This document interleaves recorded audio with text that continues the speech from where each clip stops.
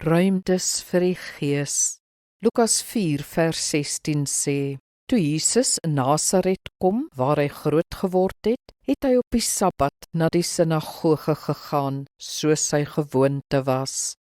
Die doelbewuste ontwikkeling van geestelike gewoontes skep ruimtes in ons dag en week om met God te ontmoet.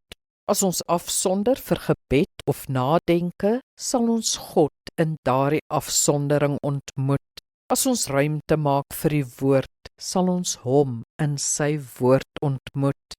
As ons die gewoonte het, soos Jesus, om die byeenkomste by te woon, sal ons God daar aantref. Sulke gewoontes en gebruike vestig 'n geestelike lewe en stel ons in staat om in geloof te groei. Ongelukkig verg dit dissipline om ons lewens so te orden. Daarom noem ons dit geestelike dissiplines. Maar die dissiplines van die Gees is die prys vir ons geestelike volwassenheid. Niks wat die moeite werd is, word sonder dissipline bekom nie. Kom ons bid saam. Liefdevolle Vader, as ek ruimtes in my lewe maak om U te ontmoet, sal U in daardie ruimtes opdaag.